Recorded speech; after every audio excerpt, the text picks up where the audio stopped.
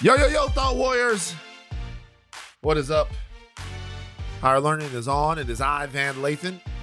And it's me, Rachel Lindsay. Rachel Lindsay has the Wild Aces hat on. I like the hat. Thank you. It is my fan-controlled football team. We're gearing up for a new season. Yeah. FCF. If you don't know about it, get into it. Fan-controlled football. We can pick who we're drafting. You can sign up for teams, be a part of a team. You can even sign up for ownership. Get on this. I might want to be a part of that. How are you feeling physically from the ravages of COVID? I have highs and lows. Like yesterday I felt very tired. I think I did too much the day before. So I got an IV. And it made me feel okay, but I still, my cough is back now, which is a little concerning. But when I talk to other people who've had it, they said that cough will linger on for a couple of weeks. Still can't fully taste and smell. Don't really have an appetite. So what kind of cough is it? Is it one of those ripping coughs, or does it come from the back of your throat? It's in the back of, no, I feel it in my chest. But I'm not coughing anything up at the moment. But sometimes I have fits where it's dry, but I can't stop coughing. Right. You know what I'm saying? Right. You know what's interesting about you is you have sick nose, which I wouldn't expect you to have it. What's sick nose? When the tip of your nose is a little red or whatever, when you get sick. Is it? As in, it's a little, I can see it. You got sick nose. It's something that white people and select black people get. I don't want to hear anymore. What? Why? You know how there's always a if you watch Outbreak, right, with Renee Russo. Yeah. I recently watched that. You've seen that joint, right? Mm-hmm. So you watch. I bet you have. You see Outbreak with Renee Russo, and when she turns around and it's obvious she has the Mataba virus, they give her the sick nose. The sick nose is where white people turning the Rudolph the Red-Nosed Reindeer. You have a little sick nose. Your nose looks a little inflamed. Look, it does. Trudy, be honest. Rachel has slight sick nose, doesn't she? Well, why are you shocked? First of all, I've never heard this yet, and I'm not even blowing my nose, so I'm confused as to why it's even red. I didn't even notice it. A little shiny, yes. Red, not so much. Trudy, sick does nose. Rachel have slight sick nose? Just a little bit. I get sick nose too. I didn't know that was a thing. I didn't either. Yeah, it's a thing. Because people will I get sick eyes. My mother could always look at my eyes. Sunken in? Yeah. People would look at me. I remember going to a dance one time. Think about how I was in the 7th or 8th grade. And I went to this dance. I was so excited about this dance. I was so excited about this dance. I had this fly silk shirt. I wore it to the dance. Ooh, what color? And what color? It was so it was a silk shirt, but this was the early 90s, so it was one of those multi-patterned silk shirts. Okay. It was one of those multi-patterned silk shirts that they used to have. It was one of those shirts that, see what I'm saying? It was one of those shirts that if you were watching a drug dealer, watching a movie in the early 90s, and a drug dealer had it on, you know what I mean? 100%. They're everybody else dressed like this, but this is how the drug dealers dress, flowing silk shirts. So I wore the shirt. I was so excited. It's this girl, Leanne Thune. Leanne Thune was her name. Leanne Thune? Because Thune, she was white. Yeah. Yeah. She was definitely white. Okay. Yeah, she was white. This was McKinley Middle Magnet. I was in the gifted program. Mm-hmm. And so McKinley Middle Magnet had the Magnet program, which was mostly black. It was in South Baton Rouge, but the gifted program was pretty much all white. Mm-hmm. We discussed this before. Mm-hmm. Mm-hmm. So Leanne was friends with Anna Fornius. Anna Fornius was the resident hot white girl of the school. Okay. You know what I mean? There's always one. And there was the one that we wanted. It was God damn, Anna. Anna was what's nuts. They all played soccer. They were a little soccer crew. Whatever. So Leanne looks at me and she goes, "You sick?" And I was sick. I was feeling like shit. So much to the point that my dad got pissed off because he was like, "Yo, see how you do this? You going to his goddamn dance. Next time you sick, you taking your ass to school too. You'll take your ass to school. You be able to take your ass to his dance. He's I right. was feeling terrible, but I was not about to miss it. Mm-hmm. And I got there, and at first, the adrenaline of the dance and all the girls and stuff, it was taking over. But then, first thing she said when she saw me, "Are you sick? You look sick." And I hadn't coughed or nothing. It was the eyes. The eyes, yeah. You can see I it. get the sunken in eyes. She's like, "You look sick." And I was like, "God damn." It might have been. You might have had that sick breath too. You might have had that sick breath. You know what I mean? But that fever breath. This was a fever breath. It's the sinus breath. It's just bouncing right off snot, coming at somebody's face. It smells. It smells like pestilence. It's coming from that stomach. It's coming from deep within that fever breath. Stomach smells like pestilence. I probably have it right now, but I can't smell. And Brian can't get within 6 feet of me. So you know what? Has Brian been living his life? Because basically he's single right now. You know what? You're going too far. He is. Why? He can't get near you. So when I go out of town, is he single too? Is that your logic? When I'm out of town, he's single? Kinda, but it's not the same way though. Because when you go out of town, he's not single because he still has to stay tethered to you. You know what I mean? But now any tethering that he gets to you is dangerous for him. So he has to really pretend like you're not there, or else he's gonna want to come all the time and be near you, and he's gonna get sick. So now Brian's out there, man. Stop. I think I seen him roller skating down Venice Beach. What? That's what I would imagine. That's what Brian would be doing in his free time. I don't even think Brian knows how to skate. Big ass nigga on skates. Think about his big ass.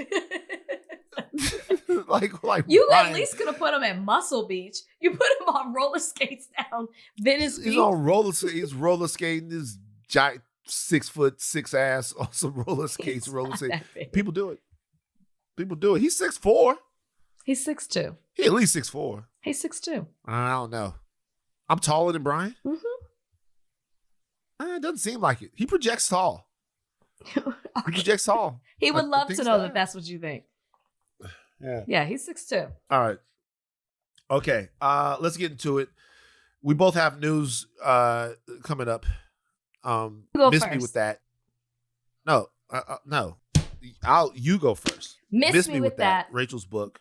Coming out January 25th, Tuesday. If you haven't already pre-ordered, please pre-order. You can do it at the link in my bio on social media or wherever you get books. Barnes & Nobles, Walmart, Target, Amazon, wherever. The audio version is out now. You can get that too. If you already have it, go get it for somebody else.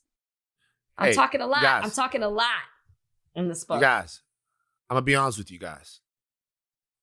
I'm serious. I'm calling upon the thought warriors right here. I need all of the thought warriors to get a copy of the book. And when you get the copy of the book, I need you to post that you got it. Because if all of our thought warriors get a copy of the book, okay, I want everyone to get a copy of the book. We might be fucking with the New York Times bestseller list. We might get it. All right, I need you guys go out there and get a copy of the book. So I'm not. People are asking me. They're like, "Do you want to be New York Times bestseller?" I don't want. I'm just so proud that I put a book together. That it's that I was honest and I pushed myself in ways I never have before. I'm happy that it's here. And I don't want to make a list define me. You know what I mean? Because I'm proud of what happens regardless. And I just want people to go get it because I really think that they'll get to see a different side of me. And each essay stands alone, which is what I love. It's not like when I was 5, I did this and 10 this. Like you can skip around, read how you want to read. So, just get it because I just think it's really great. Just get it. And as for me, little news today. We got a show coming out. Me, 50 Cent, Mona Scott Young, Hip Hop Homicides. Has it already been recorded? No. Okay. We did. So we start shooting May 16th. Well, we're already picked up. It's we amazing. Start shooting March 16th. Mm-hmm. March 16th we start shooting. It's about all of the unsolved murders. It's looking deeper into the unsolved murders in hip hop. Hopefully, one day, a show like this will not exist. But for this point, I think it's important to contextualize the moment that we're in. Also, to put a magnifying glass on law enforcement. Oh, are y'all doing that too? Uncover some numbers, just about how poor law enforcement is in finding justice for the families and finding justice for the victims' families in this situation. Will we see stories where law enforcement was actually involved with some of these murders? Yes. Yes! That's how you tease the show! This is going to be so good. Congratulations. That's huge. And let's just be honest.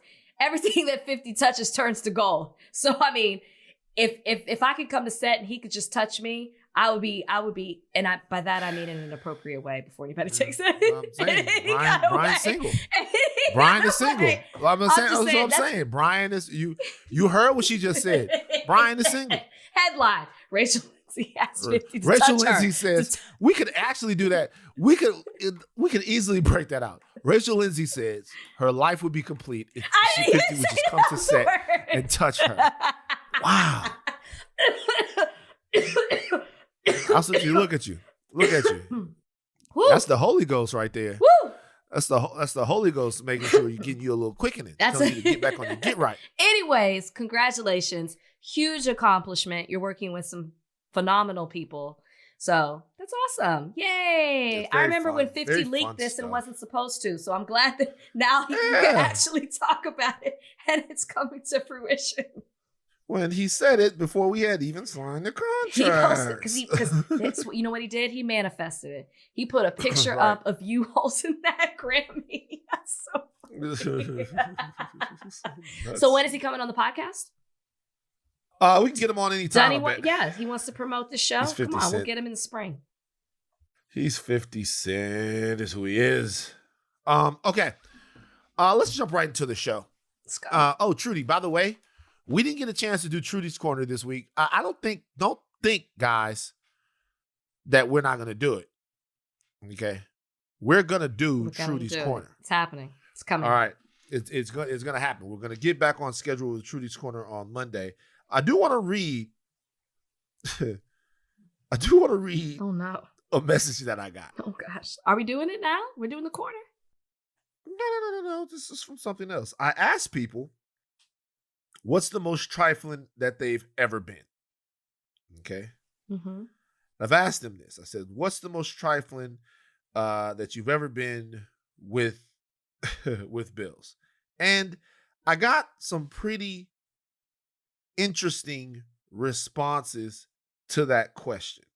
One of them in particular comes from a person who asked me specifically not to be named. Now, here's the situation. Whenever someone asks not to be named, you know they're about to give you some good shit. Right. All right. This one is one that I really love because this is a story of someone overcoming the draconian financing systems of America. Okay. Van series question. Would like to remain anonymous. LOL, but about 5 years ago, I thought it would be a good idea to get a used car. Life happened and I only made 2 payments. Luckily, was able to keep it parked in an underground garage, 2 levels below ground, behind 2 gates, indefinitely, as I owned the spot. What? 2 levels below ground and 2 gates? What? 2 gates. As I owned the spot. It's like the first circle of hell. Where is this man? Yeah. After a year and a half, they realized they had no chance of getting the car. And I negotiated to buy a $27,000 car for $5,000 and to remove the late payments on my credit and just showed it as paid off. I also did this with 2 student loans after college. What? I had a loan that was $23,000 and paid $10,000. At LOL, I would never advise this or do it again, but it works if you don't care about your credit score at that moment. My dude, you know who you are. I know who you are. My G, you the fucking realest. No, you the realest. He's not. Because he is by far the realest. No. If you're willing to mess up your credit score, then more people could do that.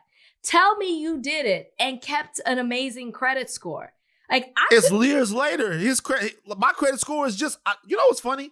As we did that podcast, I got an email. It's almost as like the people heard me. I got an email. Van, your credit score has gone up yet again. Who gets emails about their credit score? I don't. People who are watching it to try to buy homes. Isn't it? So people who are making sure that their credit. A home. Well, I'm saying, so because I am constantly watching, I want to make sure that it stays above 7 whatever, so that when we have to do the financing for the home, I'm around 800 now, baby. I'm all the way up. Don't they say if you check your credit score a lot, it goes down? Like it takes hits? If you run your credit a lot. Okay. Yeah, if you run your credit a lot. You know what I said? What I said to you is I say, hey, I got the credit, baby. Yeah. Who are you supposed to be right now? Who? I have no idea. Not sure if it was actually appropriate. In many different ways, it could have been Which is wrong. why I asked. I gave you a chance to save yourself. But see, the reality is that I've been doing that voice for a long time. We don't know that. And I would still ask you, who are you supposed to be right now? Me and my sister used to do those voices. We had names for the characters that they were. Wow. See, what was normal in your household may not have been normal in the next one. What was the name of that character, man? I can't remember. I'd have to call Ask Ebony. It was like or something like that. Or like, it was something. That was the name of the... Right? Bleep that out. Like, take that out. Actually bleep that. Yeah, I'll let people think about what it is. It was like, we've been doing it. We've been doing it since kids. Since we children. Which is why you think it's normal. You need somebody, a third party to hear it, to be like, maybe not. Maybe not.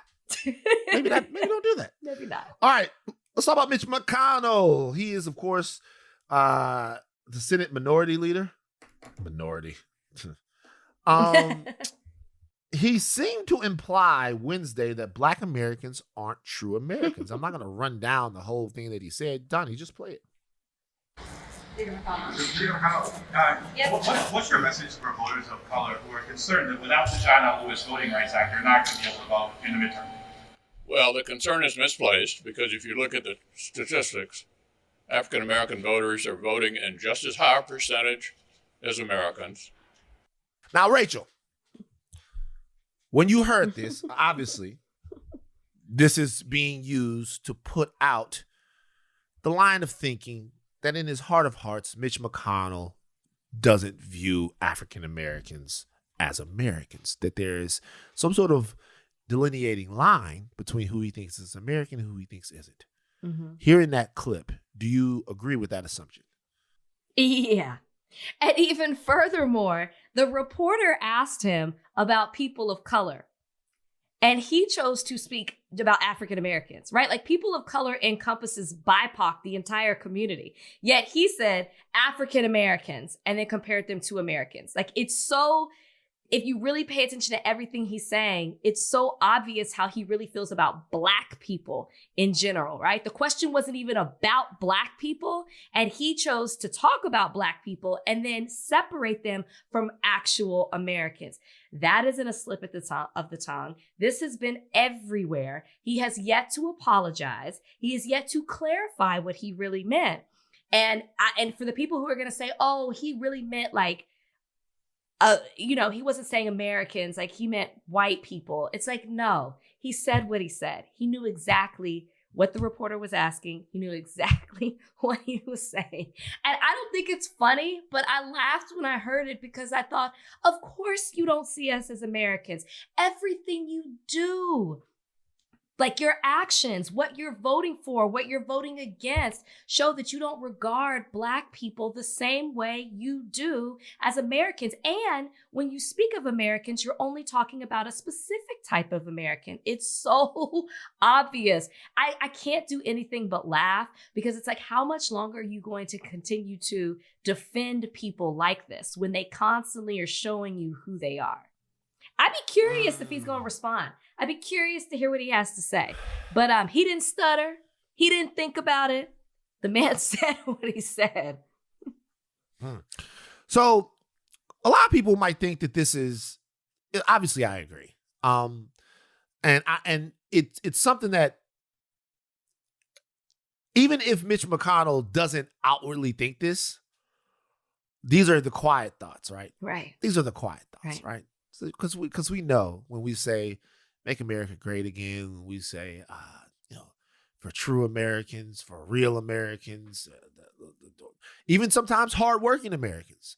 Hardworking Americans is to separate from Americans who don't work hard. Mm-hmm. And who are the Americans that don't work hard and just want handouts from the government? Mm-hmm. Bingo. Now, I had Donnie cut something because I want to make sure that people don't think that this is a line of thinking that just exists on one side of the political aisle. Ooh. A little while ago, liberal host of Meet the Press, Chuck Todd stepped in it with Nicole Hannah-Jones. Donnie, run that exchange. And I think it's just coming basically through a racial lens, but there's this, parents are saying, hey, don't make my kid feel guilty. And I know a parent of color is going, what are you talking about? I've got to teach reality. When do you do it and how do you do it? Well, I think you should just think a little bit about your framing. You said parents, and then you said parents of color. So the white parents and parents of color. White fair parents point. Yeah. are not representing. As a matter of fact, white parents are representing fewer than half of all public school parents, right. And yet they have an outsized voice in this debate. Okay, now a lot of you are going to listen to both of those things, and might be some people that say, "Hey, those are harmless slips of the tongue." They're not slips of the tongue; they're slips of the mind. Those slips of the mind, yes, Rach. Black people have never been Americans. We haven't. We've never been Americans. Sure. The fight for voting rights is the fight to be an American. Well, it's like they're like, if you look at American history, and I know we all want to get like super upset and mad about this. I'm not, because the hardest thing to convince people of is that they don't think that you're an American. They think that they're Americans and that they're benevolent for tolerating you. Like, this is the thing. Remember how things worked in America. Black people had a function when they came here, and the function was to make America richer. It was to make America powerful. And then when black people wanted to do their own thing, white people were like, no. And blood was shed over that. After the blood, they were like, all right, go do your thing. We don't want to hear from you. We don't want to see you. And we definitely don't want to govern for you. All right. And it's just impossible with the way that dynamics worked. And anytime they do hear you and see you, they purposely try to kill you or take whatever you've accrued. Like, by the definition of what it should be to be American, freedom of movement, the free to elect people, due process equally under the law, all of those things that are guaranteed to Americans. Has there ever been a point where black people were actually Americans? And so the fight is to establish that. And it still wages on. So yeah, I heard that, and that's my thing with the allies deal. Because it's hard to be an ally with somebody in a society where they are inherently looked at as better than you. It's like it's difficult. It's difficult sometimes to me. It's difficult for you to see them as an ally. Well, is that what you're saying? Yes.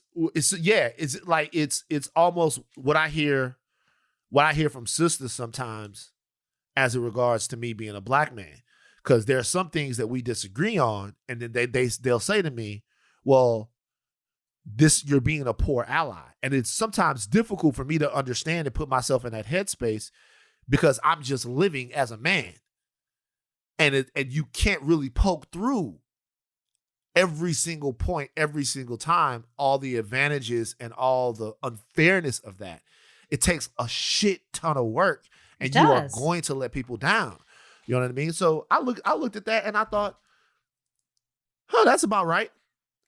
Actually, it made me feel better to hear knowing that they feel that way. Yeah. Yeah, knowing that they feel that way, because it made me feel better, because you can't play, you got to play dirty with guys like that. You know, if they don't, if you have to. So everybody was mad about it. I wasn't mad at all. Not at all. I was delighted for some reason. Why was I delighted? You know, I think I would think that Mitch doesn't even understand what he said. Like, he doesn't even think that he said anything wrong. I would love for him to say something. He won't. But I would love to hear him, because I don't think he even grasped what he said, the importance of that sentence, or how he responded to the question. Do you think that Mitch understands the importance of a Thanksgiving turkey, with the way he has to gobble under his chin, and he looks like a powerful turkey. Every time I see him, I think a turkey. Yeah, I see it looks like the skin is melting off of his face. Yeah, we're being less than progressive, body shaming him, but you started it. I know, finished it. Is it? You did. You went even harder than I did. No, can you body shame the evil? I don't feel any kind of way. The man doesn't even look at us as part of it. The man said black people aren't Americans. I don't care. By the way, it is possible that he just made a mistake. No. And here's the thing. No. He made a mistake because he never meant to say that out loud.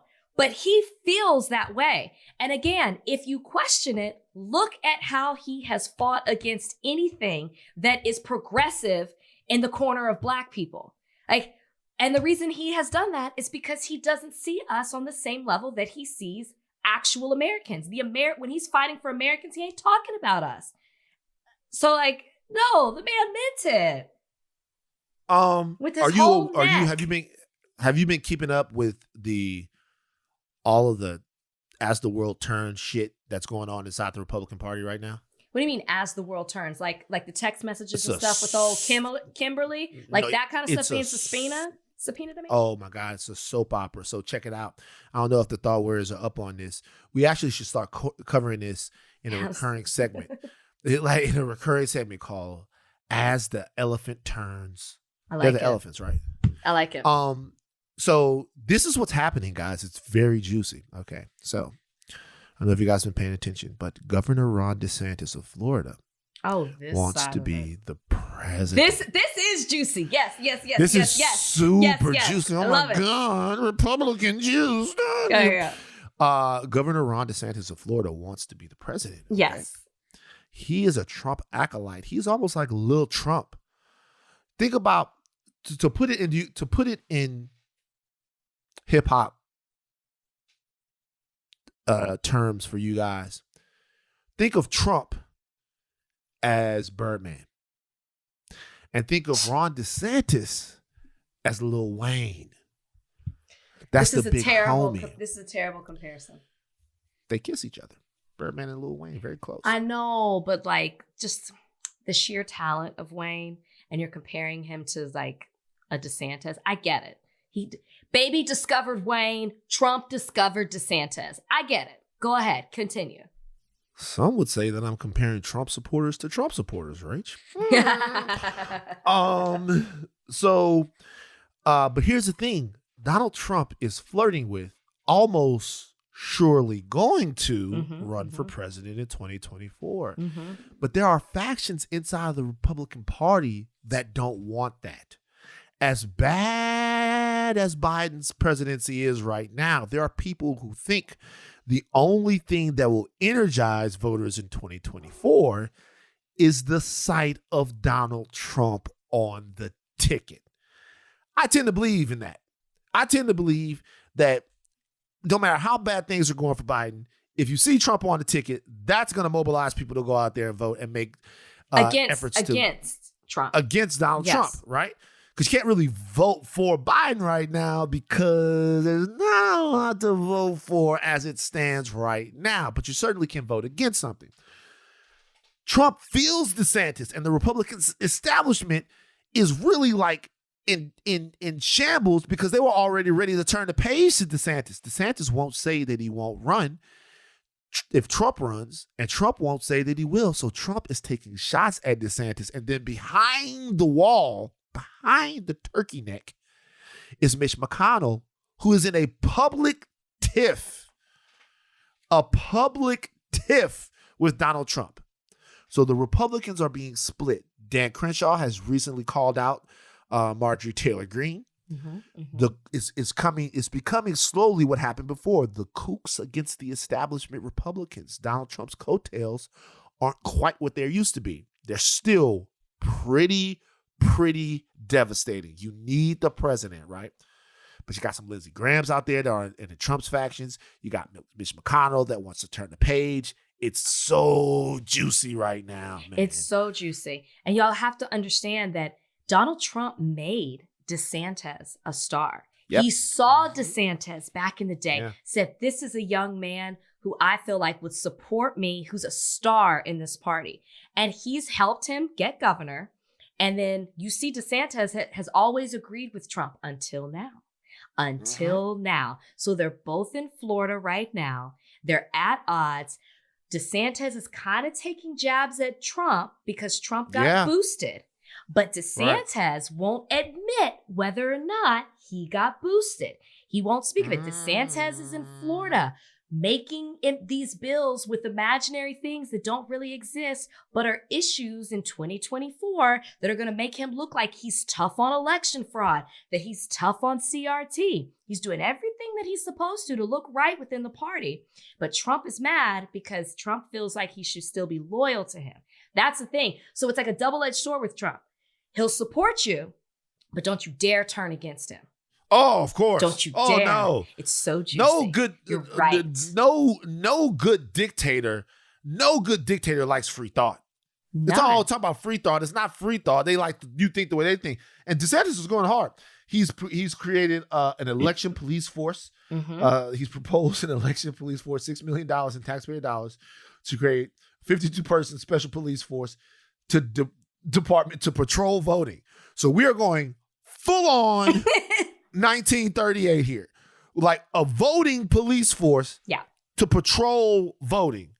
To patrol something that doesn't exist. There's no proof that there has been election fraud in the state of Florida. So you're using taxpayers' dollars, 6 million of them, for a police force to create, to protect something, an issue that's not even there.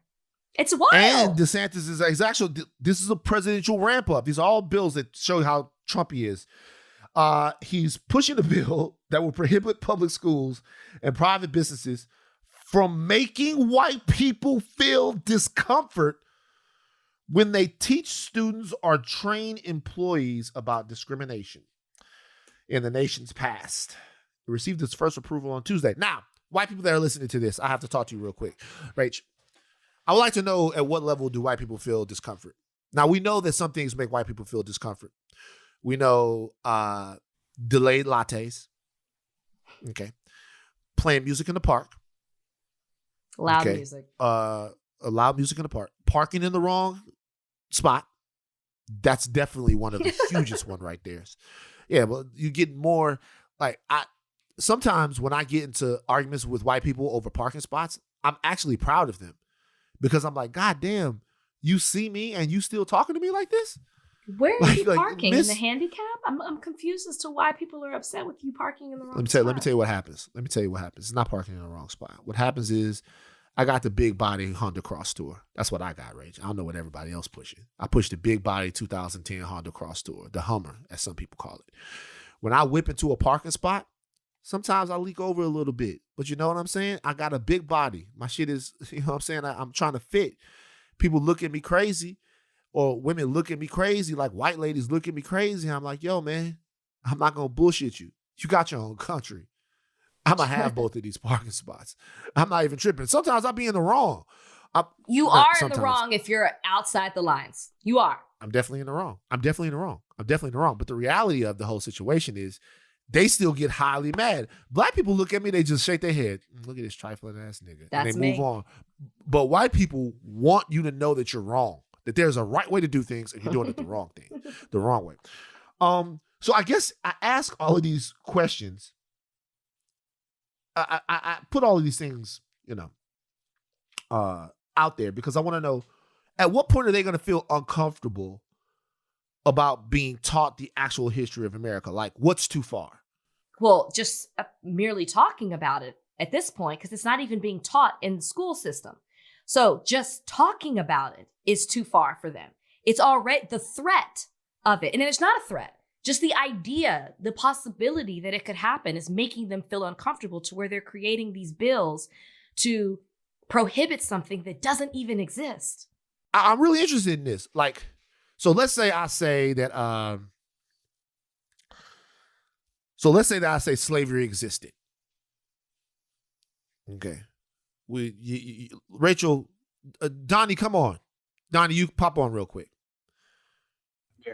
Donnie, I want you to be white. You got it. I want you to tell me. Eager. I want you to tell me. Donnie wanted to be white. Yeah.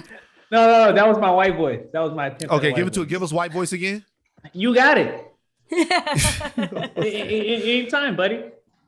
Gotcha. Okay, so Donnie, what I'm going to do is I'm going to throw out things. And I want you to tell me when I've gone too far. Okay, I want you to tell me when you're starting to feel uncomfortable. All right, Rach, we're going to pepper Donnie with some factoids about slavery, and there's some factoids about the history of the United States. Donnie, you tell me. Already uncomfortable. See what I'm saying? But how can you already be uncomfortable with? You said slavery. Donnie.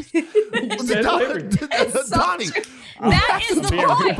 That is the point. That's exactly. Thank you, Donnie, for illustrating what is happening in the country. That's it. That's what's happening, you guys. That's it. Perfectly executed. Thank you, Donnie. That's it. That's what's happening. That's literally what's happening. Literally. Oh, Jesus Christ. Rachel, what are we going to do? They like, what are we going to do? We got a whole billion. Like, literally, white people shoot black people in the street, and when we get mad, they say, get over it. Like, white people, like I'm serious. Shoot black people in the street. When they say, when we get mad, they say, you're making too much of a big deal about it. It happens. It's dead people. They say it happens. Like all the slavery shit, all this stuff, hey, get over it, get past it. We just got a law put on the books or proposed so that they don't feel sad. You talk about the difference between Americans. Jesus fucking Christ. But like, how do we feel? How do we feel? Like, that's the whole thing with this. You are trying to preserve your feelings, but what about everybody else? What about our feelings? The people who actually, our ancestors experienced this. We still experience this with systemic racism that is evident in every single facet of this country. But you want to create bills just because you feel like, which let's just be honest, that's not even what CRT is. It's not about making you feel bad. That's not even what it is about. It's just explaining how things came to be, why things exist the way they do. It is not about making you feel bad. If you feel bad, that's on you. You should, but that's not what the teaching of it is. And it's not even being taught. Like, I'm explaining something that's not even being taught. I just, what about us? What about how we feel? What about our feelings? What about you? What about me? What about us? That should be the Black American theme song. What about us? That's what when I run, shout out to West Bellamy and Our Black Party. When I run as a candidate from Our Black Party, like my campaign slogan is going to be very simply, what about us, man? What about us? I just can't. I just can't. Let's take a break. Kalika looked at her phone a couple of days ago, I think it was, and was very shocked. You know, she's in the fashion industry, and the fashion industry lost a giant, literally a giant, André Leon Talley, who was once Vogue's creative director and later its editor-in-large. He's died. He was 73. I would not have known who André Leon Talley was without Kalika. I'm telling you, she's enriched my life in very many ways. But in one way, is like knowing about the fashion world and stuff like that. So let me not say this. Let me not say I wouldn't have known who he was. Let me say that she introduced me to who he was. Sure. And so he was an incredible force. Mm-hmm. And a trailblazer in many ways. Great big guy, was like 6'7". Yeah. But was one of the most fashionable guys always, had impeccable taste. So I want to make sure that we take 1 minute to acknowledge the life of such a creative genius. Absolutely. And you might have seen him. And if you saw him, whether it was, maybe you didn't see him in the 80s and 90s, but you saw him on America's Next Top Model. You saw him on the Sex and the City movie, and you were like, who is this man who commands the room wherever he is and just has this larger than life personality? But then when you do a deep dive into who he is and how he got to be who he was with Vogue and other publications even prior to that, this is a man who often sat alone at the table, the only Black person representing Black voices. And he fought for them. He fought for Black models to be on the runway. He fought for them to be included in these esteemed magazines that only had models that looked a certain way. He was the voice to get these people recognized. These supermodels, Black supermodels that you see, a lot of them became who they were because an André Leon Talley was fighting for them to have their place in this industry. So, he's definitely going to be missed. He has a book out called Chiffon Trenches that really talks about some of the struggles that he went through. I have not read it, but talks about some of the struggles that he went through in this industry, being who he is, being alone, having to be that soul voice. So I'm glad that we're just taking a minute to honor him, who he is. This alone doesn't even begin to scratch the surface on what he's done, but he will definitely be missed.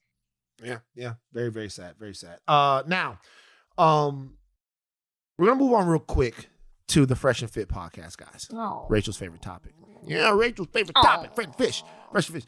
Brittany Renner, another favorite topic of Rachel, went viral today because of the fact that she confronted Fresh and Fit on Off the Record, DJ Academics' podcast. I would like to give a shout out to Academics and the disruption that he is causing in the podcasting game. Academics comes out with the podcast. The podcast goes crazy with 6ix9ine and Whack 100 on there.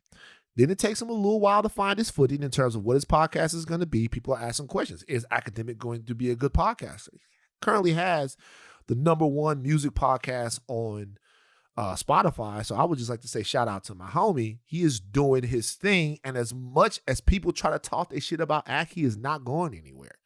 All right. Not a perfect guy, but he is here to play this media game. He's polarizing. People want to hear his opinion on certain things or hear who he's going to bring together to voice their opinions with like a Stephen A. in sports. So people love to hate watch him. They love to hate listen to him. So, he's definitely I'm fucking with him. That's my man. Mm-hmm. So look, Fresh and Fit were there. They came down, they sat down in front of Brittany Renner. They did. And this is what happened when they did. That you warn guys about girls like me, so tell me about girls like me. Just women in general. Like, I mean, don't women in general, because you literally specifically said before we got on here this was off-camera conversation. that you did say that That's true. you warn guys about girls like me. So now that we're face to face, what kind of girl am I? You're not special. You're like other girls. That's the key. I'm not special. Like, you're like other women that are So what makes you special then? I never said I was. What do you gain from telling girls that they're not special? How does that make you feel? I mean, I know everything is a joke, but I'm asking you a real question. So how does that make you feel? Because if I say you're a bitch ass nigga, that does something for me, right? If I insult you, or if I tell you you're not special, you're forgettable, what does that do for me? No, but that doesn't. But that's what I'm saying. No, but I'm saying, what if I call you? If I just say that again, you're forgettable. That's why I didn't want to do you guys' podcast. Forgettable. Hate the setup. The name is underwhelming. I didn't really see the value in it. Right? That's how I feel. Right. They're so stupid. They gave him the business. Has this changed your opinion of Brittany Renner at all? It has Rachel? nothing to do with the whole conversation. Like I don't have these huge opinions, these grand opinions about Brittany. I loved that she confronted them. I think that that's great. I think for them, this is the biggest stage for them to be on Academics podcast and to go head to head with a Brittany Renner who's wildly popular. I mean, for them, whether they sat there and said nothing the entire time, this is huge for them. I'm glad she confronted them. I'm glad she had the opportunity to say some things that a lot of women want to be able to say to them.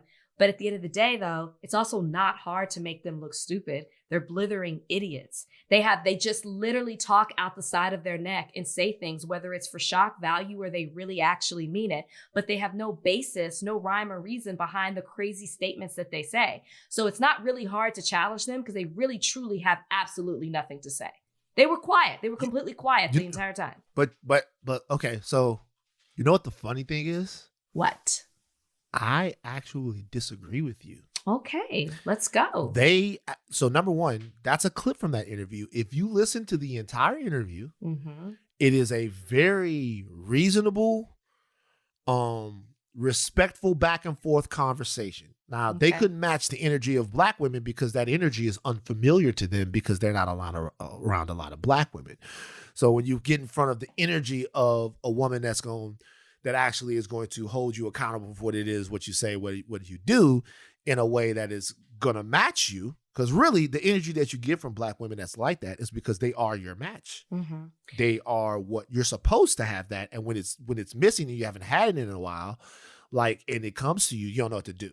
But so they did settle into something. What did they do that made you feel like that they were really, because that clip and Academics knows exactly what he's doing, makes them look so stupid. It draws everybody in. When I hit Act this morning, and I'm like, because those are Act's friends, right? Oh, they are? Well, he made them look so stupid. So I hit Act this morning, literally first thing in the morning after I saw that clip. I'm like, there's no way they could be your boys. I was like, there's no way those guys can be your friends. If I'm fresh and fit, I'm so fucking pissed off at Academics because he then said, man, you have to go listen to the entire conversation, and the entire conversation is a lot more measured than that. And I'm like, all right, cool. But that's even more reason to where because right then, that is the worst kind of clip that could come out from them. That's them sitting in front of a black woman. The very person that the very group of people, shall I say, that they disrespected and being sunned. So it makes them look fucking 50 times weaker than anything that you could put out about them, right? And for people like me who did not listen to the entire thing. So that's all I know. Right. So this is my thing with Fresh and Fit. I don't think that they're idiots. Okay. I think that they're just wrongs. Like, if they have explanations for everything that they say. It's not like they're just coming off the top of the dome. They have explanations for everything that they say. Like, there's a reason for everything that they say. That's why I said it was very telling that the one thing that they didn't want to go into depth explaining was their comments about black women. And that's the only thing that they didn't want to go in depth to explain. They explained to death everything else. Yes, so which is telling. So I don't think that they're idiots. I think two things. Number one, I think that they are a product of the same intellectual engineering that a lot of young brothers fall victim to when they don't have the proper people in their ear, like pulling them out of it. It's happened to other people that I've known. And number one, they're in a phase. Like, why do there's you call a phase. It a phase? I'll tell you what the phase is. So this is the phase, and this is kind of the whole thing. So there is a point in your life where, as a man, even in the Player Proof crew, I don't know if you guys know, but the Player Proof crew revolved around getting girls. That's why we were the Player Proof crew. We got that. But in our relationship, I'll tell you what happened with the Player Proof crew. And this is for anybody that's listening. What happened with the Player Proof crew was, we were out here. Player Proof motherfuckers, my dogs for sure. Woo-hoo! I'm gonna hit that hoe. That's what we used to say in the club. That's what we used to say. And what happened was, this group of good-looking, smart, like Playboy type guys, everything that they thought about women and dating, they got confronted with when they met the right person. Mm-hmm. So when Gino met Shayla, when Ryan met LaSanta, when Ian met Katrina, when Brian met all 5 of his baby mamas, when you know what I mean? So like when Trey met his wife, when like it is so what happens is, and this is something that is up to the OGs, which I'm kind of getting into that mode, to change. Because until you learn what it really takes to build a relationship and what it really takes to understand and like appreciate somebody in a relationship, you do damage. You do the same damage that you've learned from your homies, right? Your mom tells you what to think about the world. She shows you how to love. She shows you compassion. She shows you all of these things. Then you get out into the street, and the women who are going to be mothers to other people's sons and daughters, your big homies, and I got to give them his credit for this, your dad and your uncles, they tell you that you're supposed to have sex with them. Your body's telling you you're supposed to have sex with them. And then women get not objectified. Because if you want to ask me, I think saying what men do to women as objectification, I think that's actually underselling it. Because a lot of guys take better care of their sneakers than they do their women. Mm-hmm. A lot of guys take better care of their cars and their video games than they do their women. Mm-hmm. So they're not even objectified. They're thingified. They're just a thing. Mm-hmm. Mm-hmm. 2 breasts, a butt, and a vagina. Mm-hmm. Maybe a smile if you get lucky, right? Just a thing to validate and make you feel better, right? Sure. And you do all of this damage. You do all this damage till you meet a thing that you want to hear talk back, that you want to just like watch a movie with, that you just want to hang out with. And then it makes you look at everything differently. Well, that sounds like a beautiful story, except in all of that time that you are thingifying human beings, you're creating damage. You're scarring people. Yeah. You're hurting people. Yes. So the reason why I initially wanted to go on Fresh and Fit's podcast was to let them know that, and it happened to Fresh already. Because I wanted to let them know that all of this stuff right here, this is just not how people are. It's just not how people are. If people aren't they were talking about the fact that these are the type of women that they like to date. And then there was this whole thing on the podcast where one of the guys met a girl and they uncovered her whole past. And she had been on the seeking arrangement site, and she had been with this guy, she had been with that guy. He was like, whatever, I know her true heart because I know her. Mm-hmm. And that was very funny when that happened. It's because I'm looking at that, I'm like, yeah, the only thing that matters about whether or not you want to be with her is how she makes you feel and how you make her feel. Mm-hmm. And being a man is saying, yo, I met a girl, this is what she's into, this is what she does. But the reality is, I like her. I don't care what y'all say. Boom. That's when you're honoring yourself and you're honoring your feelings. Mm-hmm. All of this other shit that we're talking about, this men, women, dating, you're supposed to do this, you're supposed to do that. There are some of those guidelines that work, but there are some of those guidelines that are just there to make people feel better about themselves. Sure. And make them feel like they're the man.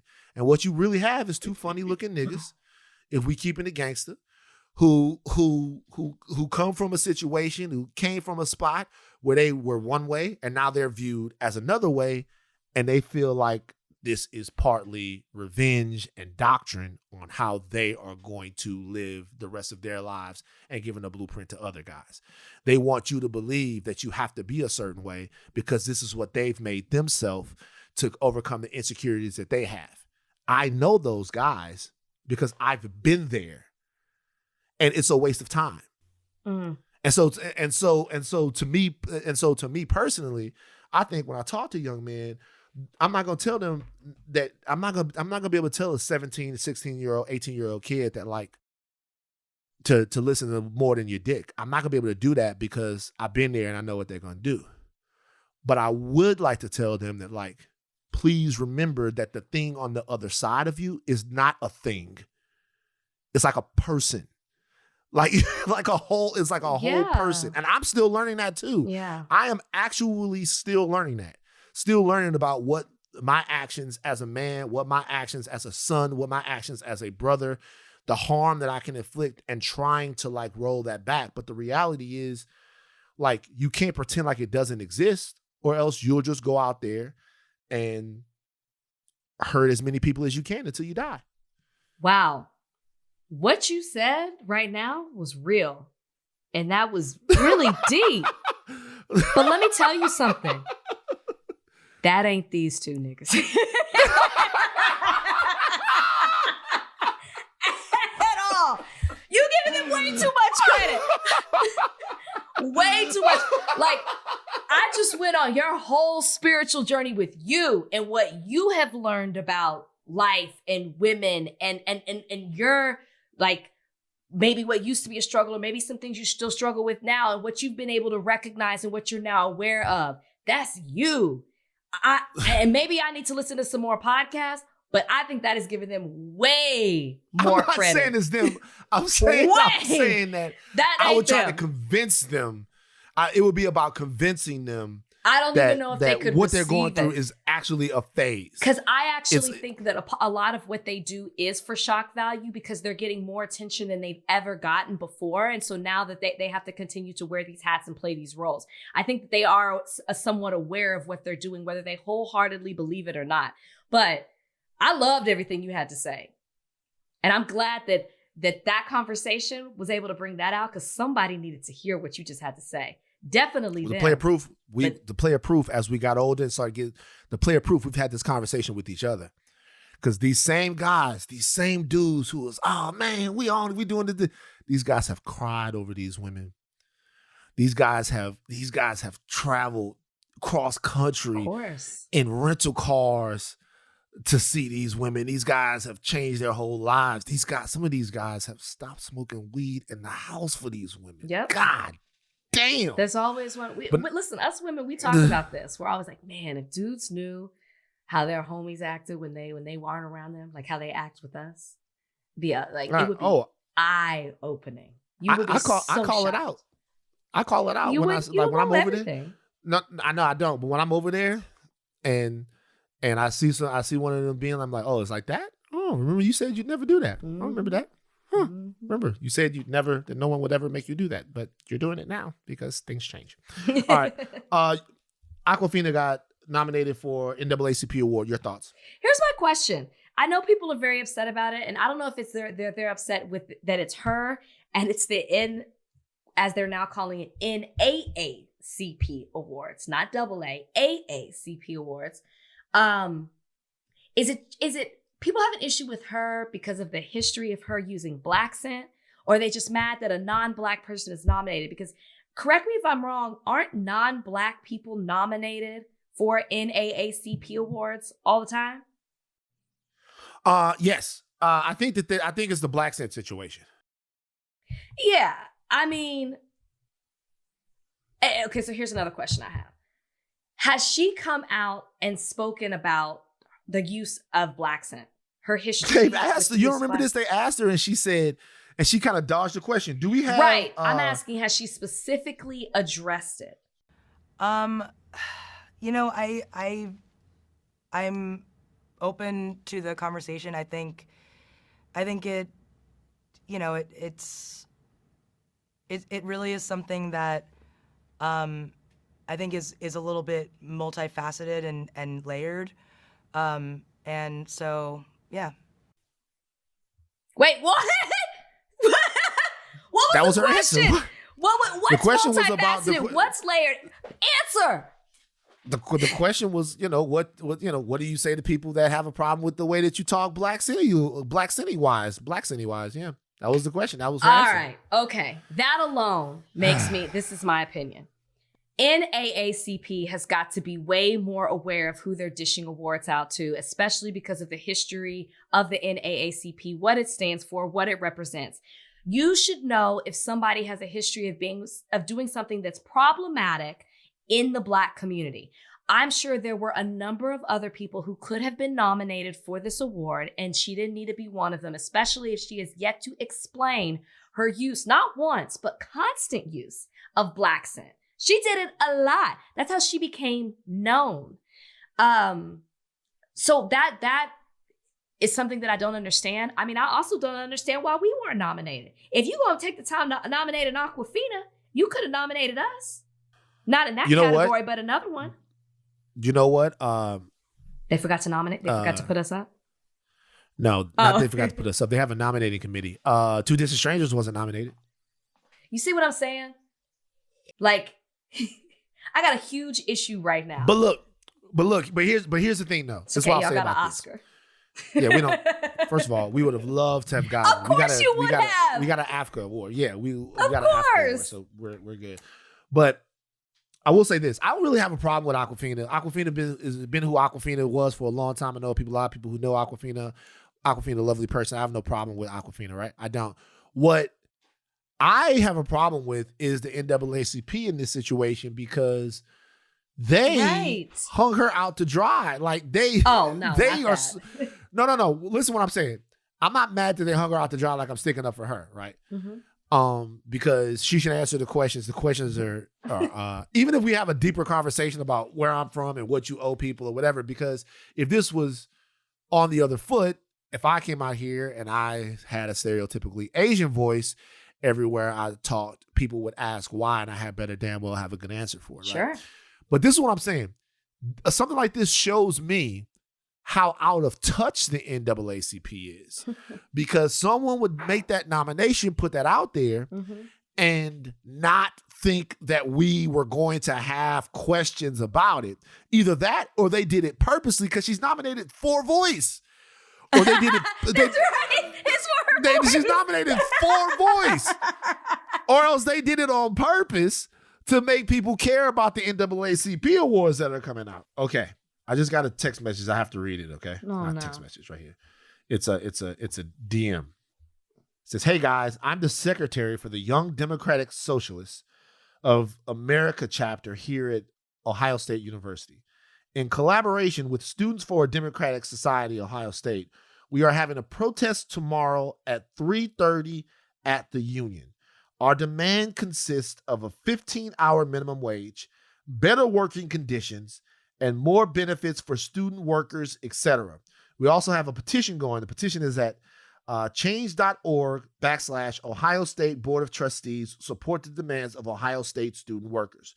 So please sign if you'd like. We really need a big a big turnout for this protest and the petition to have a chance of getting this implemented by the university. Please share within your circles, friends, families, communities, clubs, professionals, and other students." This is coming from, I'm not going to say her name because I don't know if she wants me to say her name.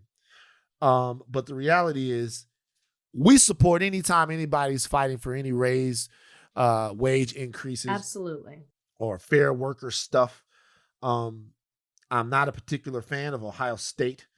Their fan base for college football is mean. And you're worried about the wrong thing right now. You're worried about stick to the subject. Since you in your DMs while we're podcasting, go ahead and stick to the subject. No, the DM popped up before.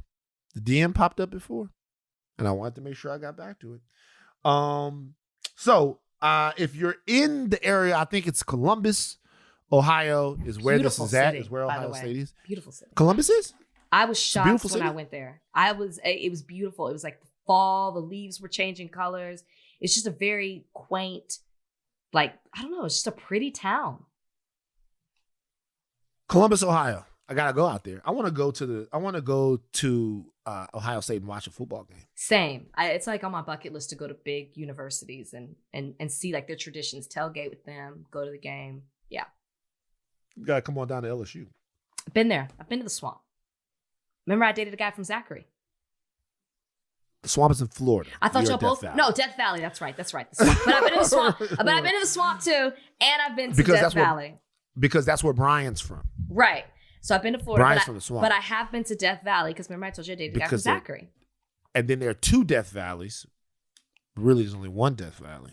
Where's the other one? Mississippi? Clemson. No, Clemson. Yes. Clemson calls their shit the Death Valley. I haven't been there either. I don't want to go. Yeah. But I don't know if you've been paying attention, but LSU has the #1 transfer portal recruiting ranking. Have you been paying attention to what we laying down? Hey, you say you're friends, but you don't care about the things I'm caring about. I'm putting you to sleep. I'll tell you one thing I do care about: the Wild Aces. That's what I care about. It's time for mailbag, I think. Because look, we got one more. What is it? We got the Wharton School. The Wharton School. No, we don't have to you talk care about that? No, we don't talk about that. Yeah. Let's I mean, do they're that. rich. They don't know how much people make. They're out of touch. They're in their own bubble. Typical. We wouldn't expect anything They're less. already uncomfortable, like Donnie. Donnie said slavery. You said slavery. I'm already uncomfortable. Oh. Do you want to the political ad coming from candidate Gary Chambers? Gary Chambers, if you're listening, this is an open invitation for you to come on Higher Learning. We haven't had Gary on yet. Please, have we had Gary on? No, we have not. But we've talked about him multiple times. Yeah, we'd love to have Gary on. He's gone viral. Gary was on CNN. Gary. Did he keep the blunt? Did he keep the blunt in his hand, or did he put it? I don't think he brought the blunt to CNN. Now it's gonna take a lot for Gary to win that Senate seat down there in Louisiana, but that does not mean that it's impossible.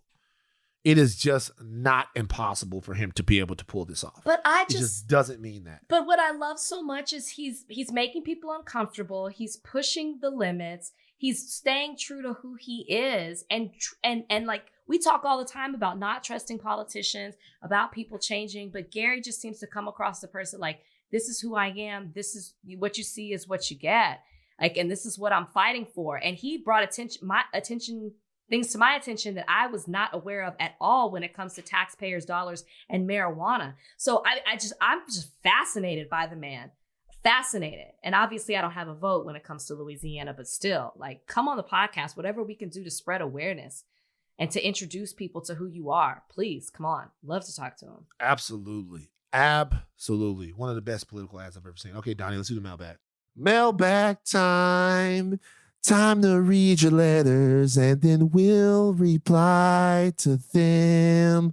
Oh, it's mailbag time. Write us with your queries and we'll chime in. All right. Von Cannon _ asks, if you could time travel to go help any one-hit wonder become a GOAT, who would it be and why? Oh my gosh. Time travel for a one-hit wonder? I'm going to tell you who it is. And it's not even so much that this guy hasn't had a great career, but it's just that his one song is so iconic. I would want to help him have like at least 2 or 3 more of them. That's Montel Jordan. Okay, he's not a one-hit wonder. That doesn't count. He is. Montel Jordan is a one-hit wonder. No, just because he had one extremely popular song, he was in movies, like he was around.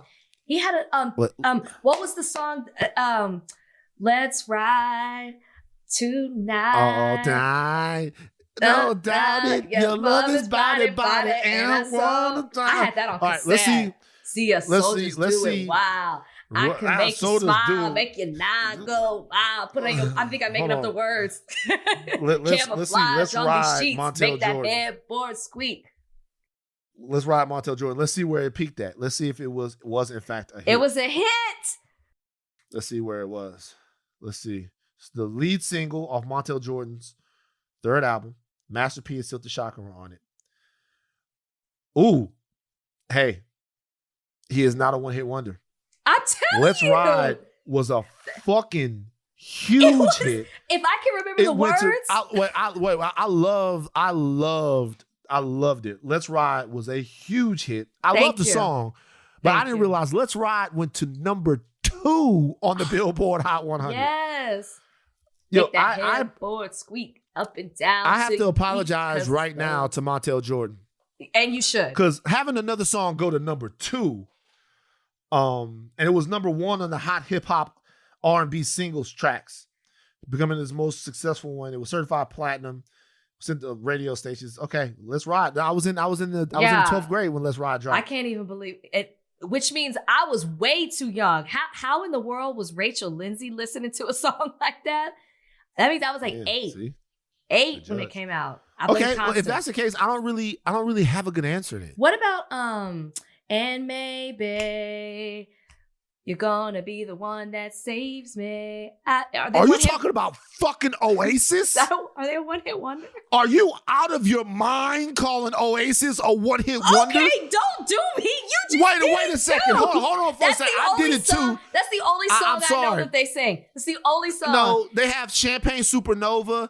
They have Songbird. Oasis is one of the greatest bands. Are those popular? There's no way. You ever. If I type in Oasis, One Hit Wonder pops up after their name. If I put in Oasis in Google, literally top of it, One Hit Wonder, Oasis. First of all, they at least had 2 hits because they had Champagne Supernova too.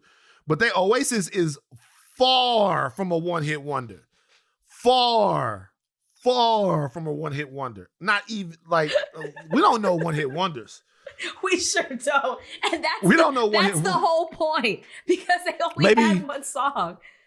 We don't know what hit wonders. Maybe Eddie Murphy's song. Maybe we could have put some energy behind him. He only had 1 hit. I can't believe Oasis is literally one of my top favorites. Oasis has sold as 2009, Rachel. Oasis has sold over 70 million albums worldwide. I can't believe you just hated on Oasis like that. That is nuts. Okay.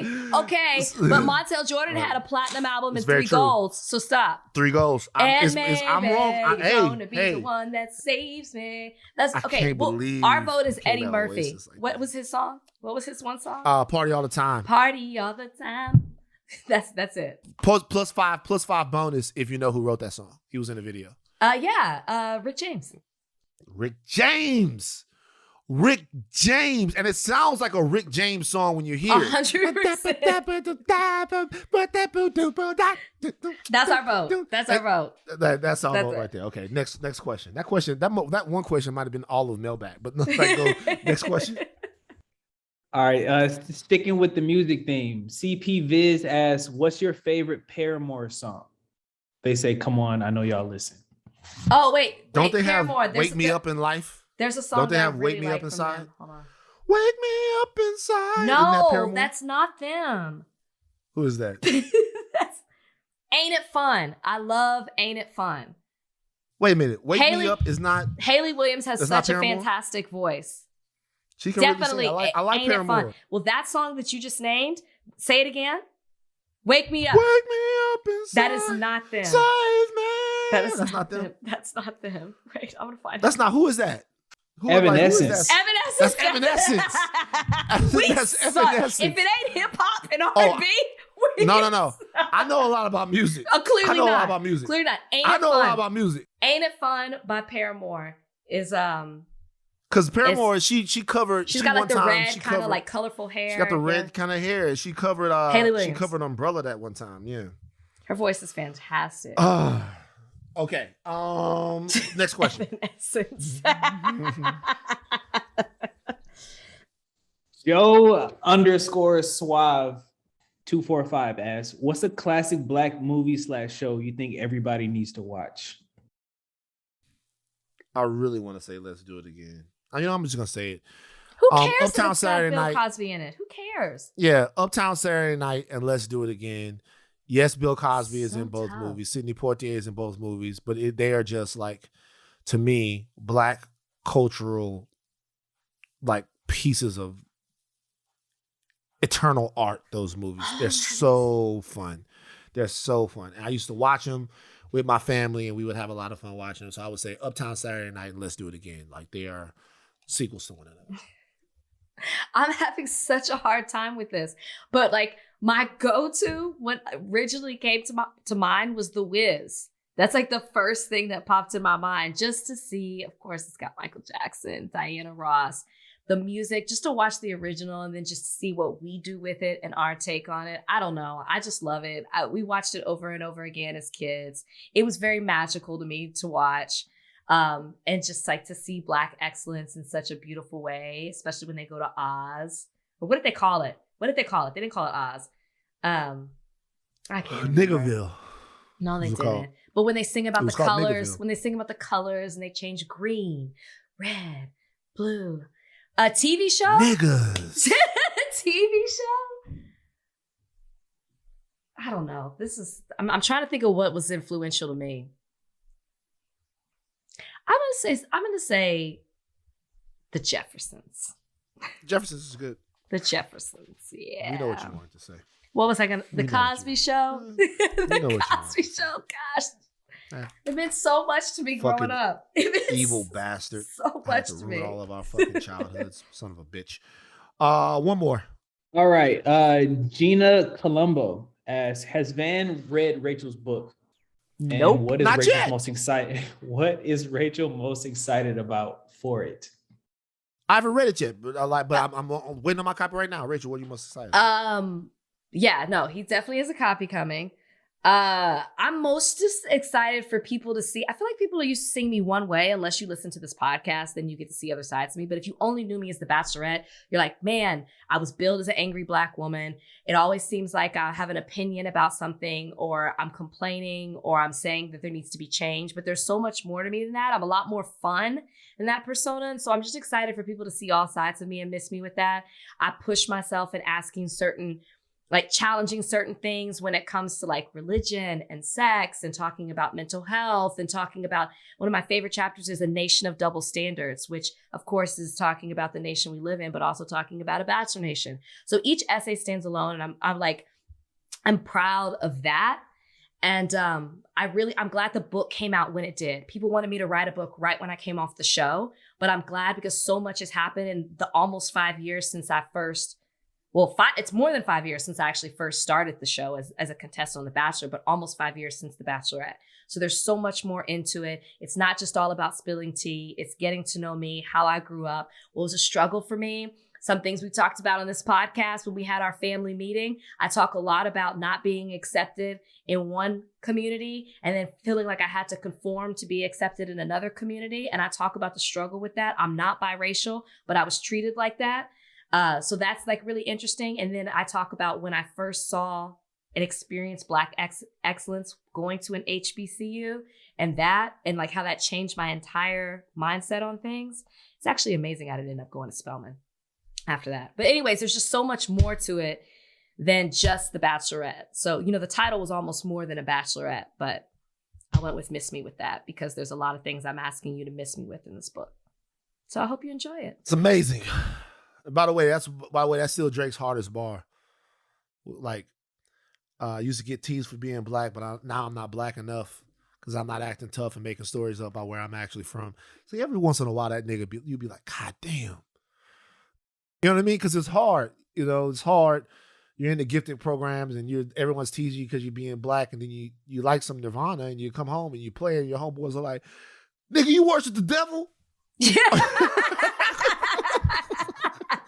It's so true. It's just hard. So man. True. Man, though, speaking about bars and songs that go hard, that Easy, it's like old Kanye. It's like old Kanye again. We should have. I'm trying to get Game to come on the podcast to kick it with us. Come on. It's a hard record. All right, that is enough. No unexpected ally of the week. I got one this week. Oh, excuse me. I don't have one, but Rachel does. What you got? Real quick, unexpected ally of the week. Nick Saban, one of the people who signed. Great one. Yes, Nick Saban. Fuck his life. And Jerry West have come out among others. I think there's like 5 other people who have signed a letter pushing West Virginia Senator Joe Manchin to support the Senate's voting rights bill. They endorsed Senator Joe Manchin in 2018 for his reelection bid, and now they are urging him to be on the right side of history, which we know he didn't do. But they have stood out, and I wasn't expecting that from a Nick Saban. People who have connections to West Virginia are stepping out and saying, hey, we need you to vote for what's right. He didn't follow, but it was nice to see people like Nick Saban, who are highly influential, and Jerry West step up and do the right thing. Fuck Nick Saban from the bottom of his feet to the top of his head, but still, that is an amazing. And that's why he's unexpected. An amazing thing for Coach Saban to do. Shout out to Coach Saban for that. You might be wondering why we did not talk about the fact that the John Lewis Voting Rights Act failed this week. We are going to discuss that, but we're going to do a deeper dive on that with a political guest that's going to come on the very next show. Until then, take your thin caps off and do not stop learning. I am Van Lathan Jr. I'm Rachel Lindsay. Bye. Say bye, Rachel. Bye. Bye, guys.